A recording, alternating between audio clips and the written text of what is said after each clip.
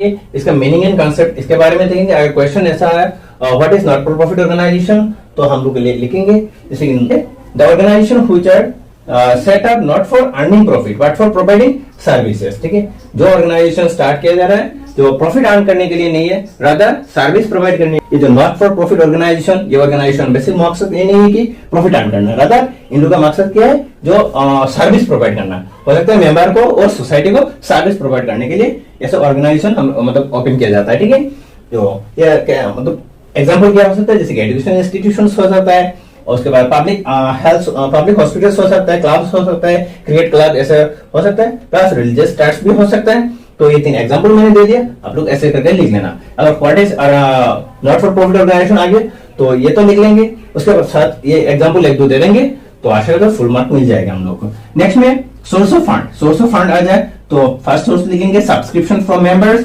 Next donations, donation from members और non members, next grants और aids from government and other agencies. ठीक है, हो जाता है। उसके बाद इनका जो कैरेक्टरिस्टिक्स क्या हो सकता है और फीचर्स क्या हो सकता है, अगर फीचर्स आ गया और कैरेक्टरिस्टिक्स आ गया तो सेम ही हम लोग को लिखेंगे। फॉर पर्पस सिर्फ ऐसे लिखना है, पर्पस मतलब हम लोग ऐसे लिखेंगे। देखिए ये मैंने कीवर्ड लिखा, यहाँ पे डिस्क्राइब फुल्ली डिस्क्राइब नहीं किया, हम कैसे लिखेंगे वो देखिए। पर्पसेस, ये तो हेडिंग दे देंगे ऐसे, पर्पस हो गया। अब इसको कैसे लिखेंगे, the main purpose of not for profit organisation is to render services to its members और सोसाइटी, ऐसे करके लिख लेंगे, हो जाएगा। ठीक है, नेक्स्ट एंटिटी, इसको कैसे लिखेंगे, the NPO is a legal and separate entity separate from its members और प्रोमोटर, ऐसे करके लिख लेंगे। नेक्स्ट जो management, the NPO is managed by a group of persons called managing committee और ट्रस्टीज। ठीक है, ऐसे करके लिख लेंगे। और source of fund, the main source of fund of NPO are, ऐसे करके लिख लेंगे जैसे कि subscriptions, donations, aids, grants etcetera from government और अदर एजेंसी, ऐसे करके लिख लेंगे। तो ये ऑर्गेनाइजेशन को वॉलंटरीली हम लोग स्टार्ट करते हैं। The not for profit organisation is started by its members और मेंबर्स वॉलंटरीली, इसको वॉलंटरीली हम लोग स्टार्ट करते हैं, ऐसे करके लिख लेंगे। अब ये तो हो गया हम लोगों को। अब देखिए ये बुक्स ऑफ अकाउंट्स जो मैनेज कर मेंटेन करते हैं वो ऑर्गेनाइजेशन प्रॉफिट मेकिंग हो, प्रॉफिट अर्निंग हो और नॉन ट्रेडिंग हो और नॉट फॉर प्रॉफिट अर्निंग हो, लेकिन अकाउंटिंग तो हर हाल में हम लोग को करना है। ठीक है, तो वो लोग कैश बुक प्रिपेयर करते हैं, क्लास में लेजर बनाते हैं। ठीक है, लेजर जो अकाउंट से इसका लेजर अकाउंट अपने जैसे कि सैलरी हो सकता है, रेंट हो सकता है, तो स्पोर्ट्स मटेरियल हो सकते हैं, ऐसे करके वो लोग लेजर प्रिपेयर करते हैं। ठीक है, और maximally fund based accounting follow करते हैं, वो हम लोग बाद में अकाउंटिंग पार्ट में देखेंगे। ठीक है, तो books of account maintain by NPO not for profit organisation आ जाए तो हम लोग कहेंगे जो कैश बुक एंड लेजर्स। ठीक है, हो गया। अब फाइनेंशियल स्टेटमेंट्स, फाइनेंशियल स्टेटमेंट क्या बनाते हैं, वो लोग प्रिपेयर करते हैं, जैसे financial statement, receipts and payment account and, ये तो एक अकाउंट हो गया, ये हम लोग का प्रैक्टिकल है सिलेबस में, इसके बारे में हम लोग प्रैक्टिकल देखेंगे, ये तीनों प्रैक्टिकल है तो हम लोग देखेंगे नेक्स्ट क्लास से, हम लोग इसके बारे में देखेंगे। तो फर्स्ट है रिसीट्स एंड पेमेंट अकाउंट। ठीक है, ये क्या होता है, इसके बारे में डिस्क्रिप्शन बाद में पहले देख लेते हैं, जो फाइनेंशियल अकाउंट्स मतलब इंक्लूड क्या क्या होता है। ठीक है, तो next income and expenditure account होता है एंड बैलेंस शीट होता है। ये बेसिकली ये 3 जो बुक्स ऑफ अकाउंट मतलब फाइनेंशियल स्टेटमेंट्स में ये तीनों इंक्लूड होता है। जैसे फाइनल अकाउंट, ठीक है, जैसे हम लोग ट्रेडिंग अकाउंट में फाइनल अकाउंट करते हैं ना, तो trading and profit and loss account, balance sheet कैसे करते हैं, तो इन लोगों का मतलब प्रॉफिट एंड लॉस अकाउंट नहीं होता है और रिसीट्स एंड पेमेंट अकाउंट होता है, इनकम एंड एक्सपेंडिचर अकाउंट होता है एंड प्लस में हम लोग एक बैलेंस शीट बनाते हैं। नेक्स्ट जो इसका फाइनेंशियल स्टेटमेंट इंक्लूड होता है, receipts and payment account, income and expenditure account and balance sheet. अब देखिए इन तीनों में बारे में हम लोग 1 बाय 1 देखते हैं। अभी हम लोग देखेंगे इनका रिसीट्स एंड पेमेंट अकाउंट के बारे में। अब देखिए इसको हम लोग शॉर्ट फॉर्म में लिखेंगे जो RP अकाउंट्स। अब देखिए ये क्या है, इसके बारे में थोड़ा देख लेते हैं, इसके बाद इसका फॉर्मेट्स एंड जो ट्रिक है याद करने का वो भी हम लोग सीखेंगे। अब देखिए it is a summary of cash including bank और receipts and payment during an accounting period. ये देखिए ये जो कैश एंड बैंक रिसीट्स का जो कैश एंड बैंक में जो चीज हम लोग रिसीट्स करते हैं एंड पेमेंट करते हैं, आइटम जो भी हो, सोर्स जो भी हो, हम लोग रिसीट्स करेंगे एंड पेमेंट करेंगे, वो कैश और इंक्लूडिंग बैंक में होगा।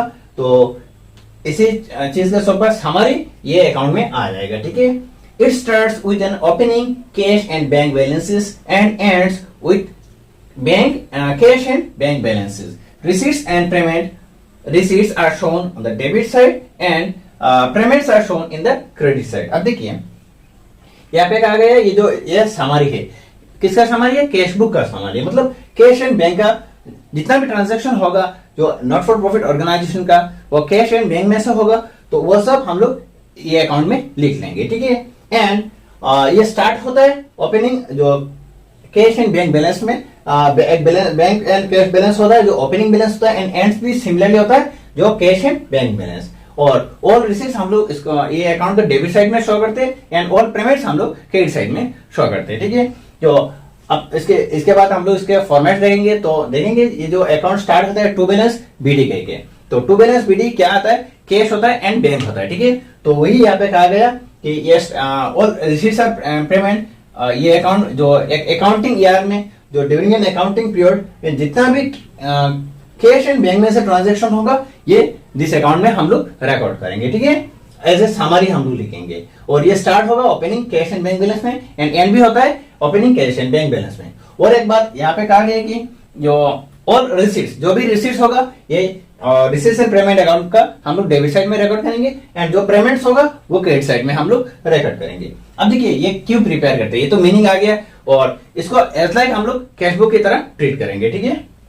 किसमें जैसे रिसीट्स एंड पेमेंट साइड होता है, नॉर्मली पार्टिकुलर होता है, लेकिन रिसीट्स एंड पेमेंट साइड होता है, जो आता है वो हम लोग डेबिट साइड में रिकॉर्ड करते हैं, और जो मतलब हम लोग पेमेंट करते हैं वो क्रेडिट साइड में होता है। सिमिलर सेम ये जो मतलब रूल यहाँ पे लागू होता है, ठीक है। और एक बात है, ये हम लोग cash basis of accounting follow करके प्रिपेयर करते हैं, क्योंकि ये एज ए कैश बुक है, and all receipts and payment यहाँ पे कहा गया है cash and bank, cash and bank only, ये दोनों जो भी मतलब कैश और बैंक में से जितना भी ट्रांजैक्शन होगा वो डेबिट आएगा, हम लोग रिसीव करेंगे तो डेबिट साइड में लिखेंगे, रिसीव साइड होगा, और पेमेंट करेंगे तो क्रेडिट साइड में रिकॉर्ड कर लेंगे। अब देखिए इसको व्हाई इज इट प्रिपेयर्ड, ये क्यों हम लोग प्रिपेयर करते हैं, तो वो देख लेते हैं, ये भी आ सकता है, तो चलो इसको देख लेते हैं। It is prepared in order to know the amount received and spend during an accounting period, and to show the balance of cash in hand and at bank if any left at the end of the period। अब देखिए ये हम लोग क्यों prepare करते हैं, जो कितना मतलब हम लोग एक अकाउंटिंग ईयर में हम लोगों को जो कितना अमाउंट रिसीव हुआ एंड स्पेंड किया हम लोगों ने, वो कैश एंड बैंक में से, ठीक है।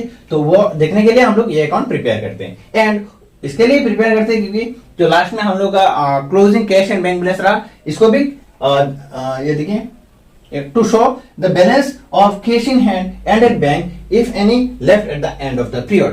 ये भी दिखाने के लिए, ये भी शो करने के लिए हम लोग ये अकाउंट प्रिपेयर करते हैं। नॉर्मली ये फाइनेंशियल स्टेटमेंट का एक पार्ट होता है जो एनपीओ का, ठीक है। ये एक समरी है, किसका है? Cash receipts and cash payment का एक समरी है, एंड ये स्टार्ट होता है opening cash and bank balance में, एंड भी होता है same closing cash and bank balance से, ठीक है। एंड ऑल रिसीट्स हम लोग डेबिट साइड में शो करते हैं, एंड ऑल पेमेंट्स हम लोग क्रेडिट साइड में शो करते हैं ऑफ दिस अकाउंट। बस इतना तो ये प्रिपेयर करते हैं जो ड्यूरिंग एन ईयर में कितना रिसीट्स हुआ एंड स्पेंड हुआ और रिसीट्स एंड पेमेंट हुआ वो जानने के लिए हम लोग, एंड ऑल्सो जो क्लोजिंग बैलेंस है ये भी शो करने के लिए हम लोग ये प्रिपेयर करते हैं, ठीक है। अब देखते हैं फीचर्स क्या है? फ्यूचर आए और कैरेक्टरिस्टिक आ जाए, ये दोनों बात सही है। मतलब ये क्या है हम लोग देखते हैं। फर्स्ट फीचर्स और कैरेक्टरिस्टिक्स होगा नेचर, ठीक है। नेचर ये मतलब जो रिसीट्स एंड पेमेंट अकाउंट ये एक एसेट अकाउंट इन नेचर, ठीक है। हम लोग ऐसे लिखेंगे, receipts and payment account is an asset account in nature. बस इतना तो लिख लेना, क्योंकि एसेट क्यों है? क्योंकि यहाँ पे बैंक एंड कैश का जितना भी ट्रांजेक्शन होगा वो हम लोग रिकॉर्ड करेंगे, और ये दोनों तो एसेट है, तो इसलिए इसको एसेट अकाउंट हम लोग मानेंगे। जो बेसिस ऑफ अकाउंटिंग मतलब ये अकाउंटिंग, ये जो रिसीट्स एंड पेमेंट अकाउंट हम लोग प्रिपेयर करेंगे, बेसिस फॉलो करेंगे कैश बेसिस ऑफ अकाउंटिंग, ठीक है। और क्रेडिट में आउटस्टैंडिंग आइटम्स और क्रेडिट आइटम्स हम लोग नहीं रिकॉर्ड करेंगे। ओनली आया मतलब कैश और बैंक में से आया तो डेबिट साइड में रिकॉर्ड करेंगे, और कोई भी सोर्स हो मतलब आइटम्स जो भी हो मतलब गया माने कैश एंड बैंक में से गया तो हम लोग क्रेडिट साइड में रिकॉर्ड कर लेंगे। तो ये कैश बेसिस ऑफ अकाउंटिंग, ठीक है। और एक है एक्यूरल बेसिस ऑफ अकाउंटिंग, मतलब ये तो इनकम एंड एक्सपेंडिचर में अकाउंट में लागू होगा, यहाँ पे बस हम लोग cash basis of accounting follow करते हैं, ठीक है। एंड पर्पस अगेन देखिए, पर्पस ये वाला लिख सकते हो, यहाँ पे तो 2 पॉइंट्स कहा गया और यहाँ पे 1 पॉइंट कहा गया। To show the amount of residence spend during an accounting period under different head. बस इतना तो कह दिया। हम लोग को वही शो करना है जो रिसीट्स हुआ, और स्पेंड भी कह सकते और पेमेंट भी कह सकते ड्यूरिंग एन अकाउंटिंग पीरियड में जो कैश एंड बैंक में से जितना भी ट्रांजेक्शन हुआ वो सब एज ए हेडवाइज हम लोग शो करने के लिए इसको प्रिपेयर करते हैं, ठीक है। बस इतना तक हम लोग का पर्पस है।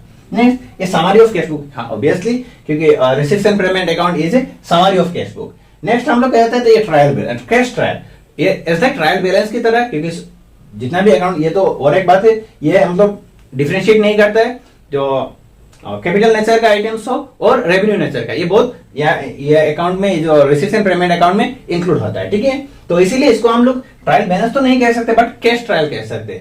तो not a trial balance but merely A cash trial, इसको हम लोग कैश ट्रायल कह सकते हैं। अब कैश ट्रायल, ठीक है।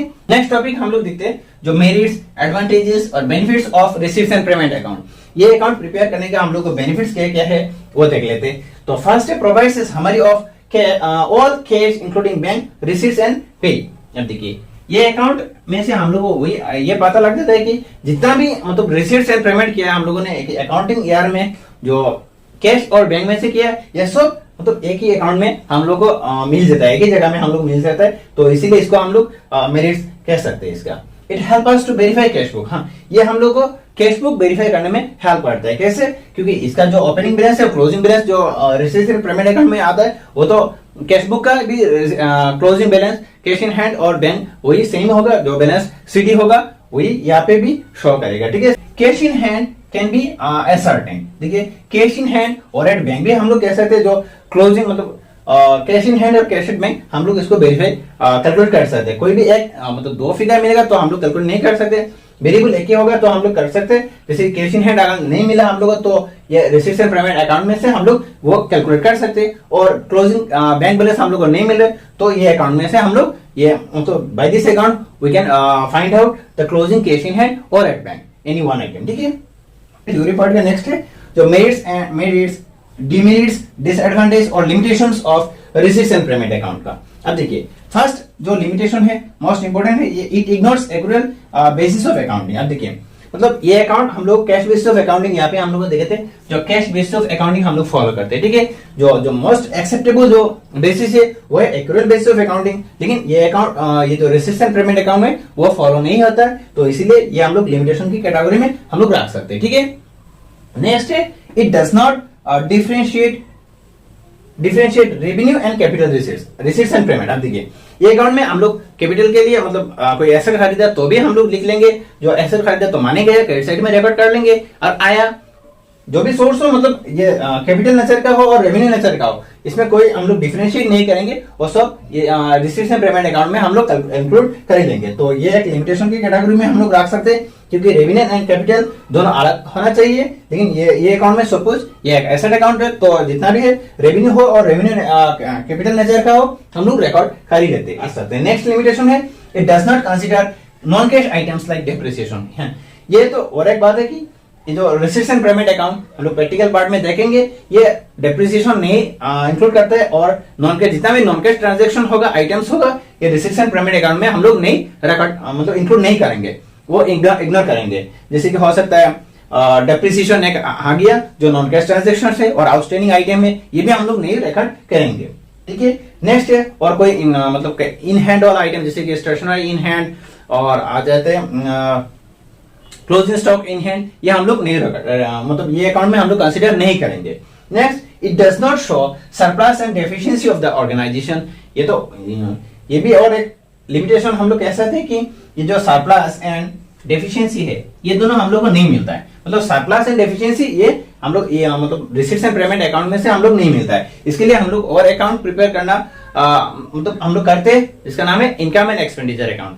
बस अब तो इतना करेंगे इनकम एंड एक्सपेंडिचर अकाउंट। अब देखिए वो क्या होता है, तो income and expenditure account it is a nominal account in nature. ये एक नॉमिनल अकाउंट, इसका नेचर क्या है, नॉमिनल अकाउंट, ठीक है। Entry period at the end of the accounting period matching revenue receipts with revenue expenses to ascertain surplus और deficit. अब देखिए ये अकाउंट जो नॉट फॉर प्रॉफिट ऑर्गेनाइजेशन का फाइनेंशियल स्टेटमेंट का एक पार्ट है, ठीक है। तो सेकंड जो है पार्ट है एलिमेंट्स हम लोग कह सकते हैं, और इनकम एंड एक्सपेंडिचर अकाउंट ये नॉमिनल अकाउंट इन नेचर है, मतलब इसका नेचर है नॉमिनल अकाउंट, ठीक है। एंड इसको प्रिपेयर किया जाता है जो अकाउंटिंग ईयर एंड में। एंड यहाँ पे एक बात कहा गया कि matching revenue receipts with revenue expenses, इसके बारे में आप हम देखेंगे। फर्स्ट ये जान लेते हैं ये किस लिए हम लोग प्रिपेयर करते हैं, सरप्लस और डेफिसिट कैलकुलेट करने के लिए हम इसको प्रिपेयर करते हैं। अब देखिए मैचिंग रेवेन्यू रिसीट्स और रेवेन्यू एक्सपेंस, इसका मतलब क्या है। अब देखिए हम लोगों ने जो फर्स्ट ईयर में देखे थे जो कॉन्सेप्ट्स ऑफ अकाउंटिंग का जो बेसिक कॉन्सेप्ट होता है, इसमें एक कॉन्सेप्ट था जो मैचिंग कॉन्सेप्ट। इसका मतलब क्या है, सपोज मान लेते हैं हम लोग का इनकम हुआ 9,000, ठीक है। तो 9,000 हम लोग का इनकम हुआ एंड उसी 9,000 को अर्न करने के लिए हम लोगों ने मान लेते हैं 5,000 एक्सपेंसेस किए थे, ठीक है। तो अब हम इसको इनकम मानेंगे या ऐसे करेंगे, तो 9,000 माइनस करेंगे 5,000 तो अब इनकम आ जाएगा 4,000, इसको इनकम मानेंगे। अब देखिए तो ये जो हम लोग ने 9,000 तो प्रॉफिट हम लोगों ने इनकम हुआ, लेकिन ये 9,000 हम लोग को अर्न करने के लिए हम लोगों ने खर्चा किया जो 5,000, इसको जब माइनस करेंगे तो जितना प्रॉफिट निकल आएगा इसको हम लोग कहेंगे तो एक्चुअल प्रॉफिट, ठीक है, और नेट प्रॉफिट कहेंगे। मतलब यहाँ पे हम लोग सरप्लस और डेफिसिट कहेंगे, ठीक है। वो तो ट्रेडिंग ऑर्गेनाइजेशन की बात है जो नेट प्रॉफिट कहते हैं हम लोग। अब देखिए ये जो हम लोगों ने इनकम किया और इसके लिए जितना खर्चा किया उसको माइनस करेंगे और उसको कंसिडरेशन में लाएंगे, उसके बाद जो इनकम कैलकुलेट करेंगे इसको कहेंगे जो प्रॉफिट, ठीक है। और सरप्लस यहाँ पे हम लोग कहेंगे सरप्लस, तो इसी को यहाँ पे कहा गया मैचिंग कंसेप्ट, ठीक है। मैचिंग कंसेप्ट मतलब जितना हम लोगों ने इनकम हुआ, इनकम हम लोगों ने अर्न किया, उसी इनकम को अर्न करने के लिए जितना खर्चा हम लोगों ने की थी उसी को कंसिडरेशन में लाएंगे, खर्चा को माइनस करेंगे, इसके बाद जितना प्रॉफिट आएगा इसको हम लोग प्रॉफिट और सरप्लस होगा, इसको हम लोग इनकम मानेंगे। तो उसी कंसेप्ट को रेवेन्यू कंसेप्ट कहते हैं, ठीक है। तो वो भी एक पर्टिकुलर ईयर का होगा, ठीक है। अब देखिए तो यहाँ पे इनकम एंड एक्सपेंडिचर अकाउंट ये एक नॉमिनल अकाउंट है, इसको प्रिपेयर करते हैं eight the end of the accounting period. क्यों प्रिपेयर करते हैं, सरप्लस और डेफिसिट कैलकुलेट करने के लिए हम लोग इसको प्रिपेयर करते हैं, ठीक है। एंड इसको फॉलो करते हैं जो मैचिंग कॉन्सेप्ट्स ऑफ अकाउंटिंग, इसको भी मान के हम लोग प्रिपेयर करते हैं। अब देखिए ये तो मीनिंग हो गया। अब इसको व्हाई इज इट प्रिपेयर्ड, इसको क्यों प्रिपेयर करते हैं, यहाँ पे तो हम लोग को क्लू मिल गया कि सरप्लस और डेफिसिट कैलकुलेट करने के लिए मिलते हैं। अब इसको एक्चुअली देख लेते हैं। It is prepared to see whether revenue income of a particular period are sufficient to cover the revenue expenses of that period. इसका सिंपल मतलब यही है कि हम लोग सरप्लस और डेफिसिट कैलकुलेट करने के लिए, ठीक है, मतलब कोई भी एक पर्टिकुलर ईयर में हम लोग जितना इनकम हुआ ये सफिशिएंट है कि जो इसका उसी ईयर का जो एक्सपेंसेस है वो कवर करने के लिए, इसको जानने के लिए हम लोग इसको प्रिपेयर करते हैं। अगर ज्यादा हुआ मतलब इनकम ज्यादा है और एक्सपेंसेस कम है तो हम लोग को सरप्लस होगा और वाइस वर्सा हम लोग डेफिसिट होगा, ठीक है। अब देखिए ये तो हो गया, ये प्रिपेयर की करते हैं। इन सिंपल वर्ड में कहूँ तो सरप्लस और डेफिसिट हम लोग जानने के लिए इसको प्रिपेयर करते हैं, और ये एक nominal accounting nature eight the end of accounting period हम लोग प्रिपेयर करते हैं सरप्लस और डेफिसिट जानने के लिए। अब ये दोनों टॉपिक हो गया। अब नेक्स्ट टॉपिक देखेंगे जो फीचर्स और कैरेक्टरिस्टिक्स, ये क्या है। अब देखिए फर्स्ट है नेचर। नेचर ये नॉमिनल अकाउंटिंग नेचर है, इसका मतलब receipts and income and expenditure account का नेचर है और नॉमिनल अकाउंटिंग नेचर है। नेक्स्ट बेसिस, इसको हम लोग प्रिपेयर करते हैं accrual basis of accounting prepare करें, मतलब जो आउटस्टैंडिंग एक्सपेंसेस होगा, इनकम होगा और एक्रूअल इनकम आउटस्टैंडिंग, ये सब हम लोग कंसीडरेशन में अब लाएंगे। और उसके बाद नॉन कैश आइटम भी हम लोग कंसीडरेशन में लाएंगे, जैसे कि जो डेप्रिसिएशन होगा ये सब हम लोग कंसीडरेशन में लाएंगे, तो इसको हम लोग कहेंगे एक्रूअल इनकम। मान लेते हैं किसी एक साल का मतलब हम लोग का एक्सपेंसेस है, हम लोग मतलब इसी ऑर्गेनाइजेशन में कोई एक एम्प्लॉय है, इसको 11 मंथ का हम लोग ने सैलरी दे दिया, 11 मंथ का सैलरी हम लोग ने पेड कर दिया, ठीक है, लेकिन 1 मंथ का बाकी रहा, तो उसे मतलब पेड नहीं किया, ड्यू है। मतलब इसी साल का जो भी हम लोग इनकम एक्सपेंडिचर अकाउंट बनाएंगे, ये जो 1 ईयर जो 1 मंथ का जो सैलरी ड्यू है इसको भी हम लोग कंसीडरेशन में लाएंगे। तो ऐसी दिस टाइप ऑफ अकाउंटिंग को हम लोग क्या कहते हैं, एक्रूअल बेसिस कहते हैं, ठीक है। इसको एक्रूअल बेसिस एक्चुअल इनकम मतलब हम लोग को मनी रिसीव किया और नहीं इसके कोई फर्क नहीं पड़ने वाला, लेकिन हम लोग को अगर अर्न कर लिया, हम लोग इनकम हो गया, मनी आया तो आया और नहीं आया इसका कोई मतलब नहीं, मतलब हम लोगों ने अर्न कर लिया तो इसको हम लोग कंसीडरेशन में लाएंगे, तो इसको कहते हैं एक्रूअल बेसिस ऑफ अकाउंटिंग, ठीक है। अब पर्पस क्या है, इसको सिमिलरली एक ही सेम पर्पस वही है जो to see the revenue income are sufficient to cover the revenue expenses, बस इसके लिए इसको हम लोग प्रिपेयर करते हैं। नेक्स्ट ओपनिंग बैलेंस है, opening and closing balance O/C मैंने लिख दिया, जो ये अकाउंट जो हम लोगों ने income receipts and payment account दे रहे थे, यहाँ पे था जो ओपनिंग बैलेंस था, क्लोजिंग बैलेंस हम लोगों ने कैलकुलेट किए थे, लेकिन जो इनकम एंड एक्सपेंडिचर अकाउंट में वो ओपनिंग एंड क्लोजिंग बैलेंस नहीं रहेगा, ठीक है, वो कंसीडरेशन में नहीं जाएगी। अब नेक्स्ट है जो रिकॉर्डिंग ऑफ आइटम्स। अब देखिए इसको मतलब ये जो अकाउंट है इसका 2 साइड होता है, अकाउंट है ऑब्वियसली डेबिट क्रेडिट होगा, तो हम लोग डेबिट साइड में ऑल एक्सपेंसेस शो करेंगे एंड क्रेडिट साइड में और इनकम हम लोग शो करेंगे, ठीक है। अब इसको लिखेंगे कैसे, वो सिंपली देख लेते हैं। जो फीचर्स और कैरेक्टरिस्टिक्स हम लोग ऐसे लिखेंगे, फॉलोइंग आर द फीचर्स और characteristics of income and expenditure account, ऐसे लिखेंगे। नेचर, और receipts and payment sorry income and expenditure account is a nominal account in nature. बस next है basis. It is prepared, that is income and expenditure account is prepared on accrual basis of accounting or by following accrual basis of accounting. Next purpose. It is prepared, हम लोग कहेंगे जो income and expenditure account is prepared to see the revenue income are sufficient to cover the revenue expenses of a particular period. हो गया. अब देखिए opening and closing balance, इसको heading देंगे. उसके बाद कहेंगे जो income and expenditure account does not have any opening and closing balances. बस हो गया. अब रिकॉर्डिंग ऑफ आइटम्स, इसको कहेंगे जो income and expenditure account all expenses are recorded on the debit side and all income are recorded on the credit side of income and expenditure account. हो गया. अब नेक्स्ट देखते हैं जो एडवांटेज और मेरिट्स डिमेरिट्स, इसको देखते हैं. ठीक है.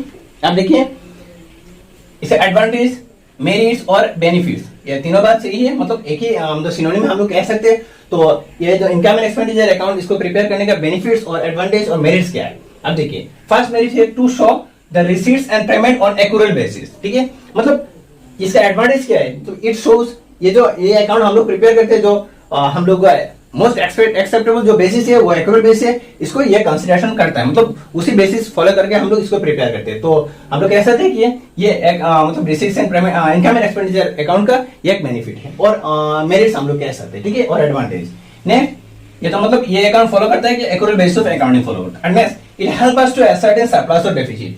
हम लोगों ने जो income receipts and payment account calculate किए थे, यहाँ पे हम लोग को सरप्लस और डेफिसिट के बारे में पता नहीं चला था, लेकिन इसी अकाउंट में से हम लोग को जो सरप्लस और डेफिसिट हम लोग मतलब कैलकुलेट कर सकते हैं. ठीक है. तो इसको भी एक बेनिफिट कह सकते हैं. और एडवांटेज कह सकते हैं. It considers non cash item like depreciation. हाँ, जो receipts income and expenditure account consider करता है जो नॉन कैश ट्रांजैक्शन और आउटस्टैंडिंग बैलेंस है, जो भी होगा आउटस्टैंडिंग एक्सपेंसेस आइटम जैसे कंसीडरेशन में करता है. ठीक है. ये मतलब कंसीडरेशन में लाता है, इसीलिए इसको हम लोग मेरिट की कैटेगरी में रख सकते हैं. नेक्स्ट इसका डिमेरिट्स क्या होगा.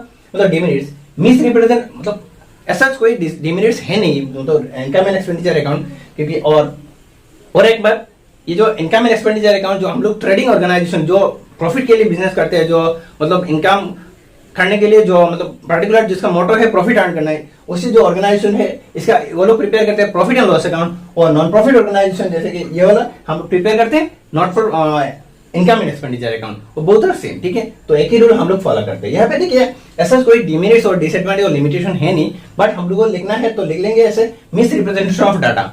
अगर चाहिए मतलब डाटा को अगर मिसली रिप्रेजेंट गलत रिप्रेजेंट किया विंडो ड्रेसिंग के लिए, तो शो करने के लिए मतलब ऐसा किया, तो वो एक डिमेरिट्स हो सकता है इसका. ऐसा नेक्स्ट होता है it does not help us to verify cash book. Verify cash book. ठीक है. जो कैश बुक का बैलेंस है जो हम लोगों ने income and receipts and payment account का जो क्लोजिंग बैलेंस होता है, ये हम लोग कैश बुक का बैलेंस सही में होता है, तो वो वेरीफाई करने में हेल्प करता है. लेकिन ये अकाउंट तो क्लोजिंग फिगर ओपनिंग और क्लोजिंग फिगर जो कंसीडरेशन में नहीं लेता है, कंसीडर नहीं करता है, तो इसलिए ये एक लिमिटेशन हो सकता है क्योंकि वो जो हम लोग को वेरीफाई करने में हेल्प नहीं करता है. ठीक है. Next it does not consider opening closing balance. हाँ, ये अकाउंट मतलब income and expenditure account consider opening और क्लोजिंग बैलेंस को कंसीडर नहीं करता है. ठीक है. एक्चुअली इसका कोई ऐसा डिमेरिट्स है नहीं, तो हम लोग सिंपली ये तीन ऐसे लिख लिया. जो मिस रिप्रेजेंटेशन ऑफ डाटा, जो डाटा है वो मिसली रिप्रेजेंट कर लिया हम लोगों ने, गलत रिप्रेजेंट किया. मतलब विंडो ड्रेसिंग करने के लिए हम लोग पोजीशन को बेटर पोजीशन शो करने के लिए हम लोगों ने मिसली मतलब गलत तरीके यूज किया, इसीलिए मतलब वो एक डिमेरिट्स हो सकता है. और ये हम लोग को हेल्प नहीं करता, जो कैश बुक का बैलेंस उसको वेरीफाई करने में हेल्प नहीं करता. हाँ, हो सकता है. एंड ऑल्सो लास्ट हम लोग कहते थे कि ये closing opening and closing figure consideration में नहीं लेता है, मतलब opening and closing balance consideration में नहीं लेता है, तो इसीलिए इसको हम लोग मतलब कह सकते हैं कि इसका लिमिटेशन है. ठीक है. तो ये सब था नॉट फॉर प्रॉफिट ऑर्गेनाइजेशन का जो फाइनेंशियल स्टेटमेंट, इसका सेकंड पार्ट है इनकम एंड एक्सपेंडिचर अकाउंट.